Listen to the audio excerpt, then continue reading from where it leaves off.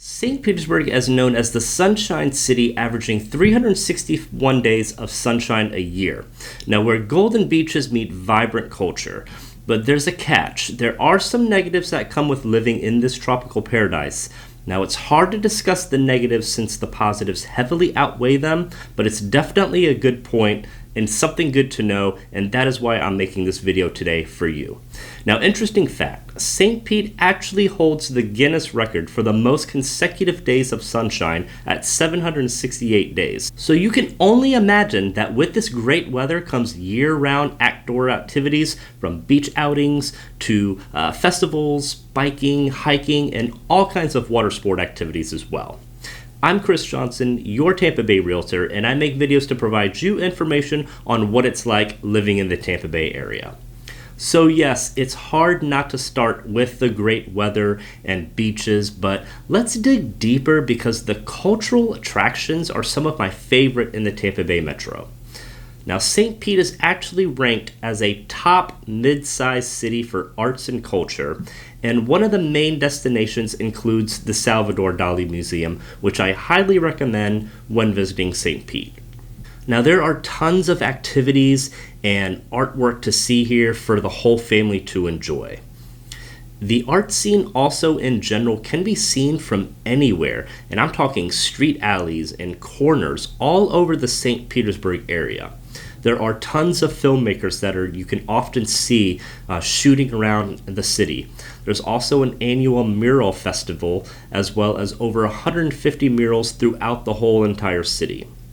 Now, people here are also going to enjoy over 1,000 events annually. So let's just say that arts and culture is not really your thing. I promise you that with over these 1,000 events a year, there's something that you're going to find that is right up your alley.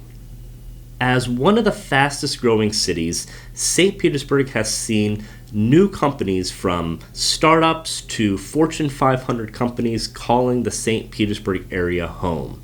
Now, there are major downtown developments that has caused many people to flock this city, and it's catering to their lifestyle, and they know that the future growth is going to be prosperous. So look at all of these new developments that are coming up. These are from mixed use to commercial that are all currently under construction in the St. Petersburg area. Now, I will say, this can also be seen as a con too, because we have heard from longtime residents and some of our other clients that they're not really typically receptive to the massive growth that the city is seeing, but unfortunately, we just do not see that there's going to be any type of slowing down. Now, there are so many neighborhoods in St. Petersburg, 104 of them to be exact, and each area is unique from the price point, the architecture of the homes, some of the amenities in the surrounding neighborhoods, and just the community appearance overall. Now, this right here is going to be a snapshot of some of the neighborhoods and how different they are, and you can tell by just looking at some of the old Northeast homes, kind of where you have the brick-lined streets, you've got some bungalow homes, and then you look at something like Venetian Isle, where you have more of an upscale waterfront homes on those man-made islands on the Tampa Bay.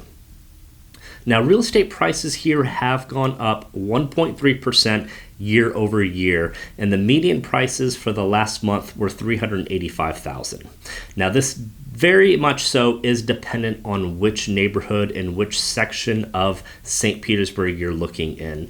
So you're going to have some areas where, yes, you can find something for $300,000. It's probably going to be in more of an up-and-coming area, a 2-bedroom, 1-bathroom home that's going to need some updating, maybe possibly in the 350s as well. But you're also going to find stuff that are 3-4-bedroom homes, close to 2,000 square feet, maybe even 2,200 square feet, that are a little bit more of a desirable area that are going to be in the $500,000, $600,000, $7,000 range. Then, of course, St. Petersburg has their pockets of luxury homes as well. But the good news regarding cost of living. Check out this graph where it does break down similar metros where the share of households exceed the qualifying income. So that means compared to cities like Miami, Austin, Nashville, you are in better shape to be able to purchase a home in St. Petersburg than these other cities. Now, with all that good news, I did promise you some negatives, and there are actually a couple. So traffic, of course, is going to be the number one issue. This is a no-brainer. It's due to the population growth, the tourist activity that St. Petersburg sees almost yearly. So anywhere near the downtown core during rush hour is going to be a gridlock. These will also extend out onto the major interstates too. So if you're traveling between St. Petersburg and Tampa and you're on the 275 bridge, just be mindful that traffic during the heavy rush hour times are going to be from 6 to 9 a.m. and from 3 to 7 p.m. Now, speaking of tourists, yes, it does exist, and it is a part of the way of life living in St. Petersburg. So you will need to plan your museum days, even your beach days accordingly. When it is high season, tourist season for the beaches, you will have to get to these areas at 8, 9 o'clock. I can speak from experience. If you try to get parking at 9:30, you're going to be driving around for at least 30, 45 minutes to look for one parking spot, and you're not going to have much fun. Now, I'm going to include weather as a con as well. Some folks just cannot handle the heat and humidity, and I will not lie, it does get sticky in the summer, so most of your outdoor activities will have to be around the summer months unless you plan on spending them on the water. And with the weather comes hurricane season, which everyone needs to be mindful of, which does span from June 1st to November 30th. So drop a comment down below. Let me know what some of your favorite things to do in St. Petersburg are, what some of your favorite spots are. I really would love to hear from you and what you think. And if you feel that St. Petersburg seems to be a place for you to live or invest in, me and my team would love to help work with you. We provide you the information and the truth on what it's like to live here. So if you want to work with us, send us a message. And also, don't forget to like, subscribe to our channel for more weekly videos. And as always, we'll catch you all next week.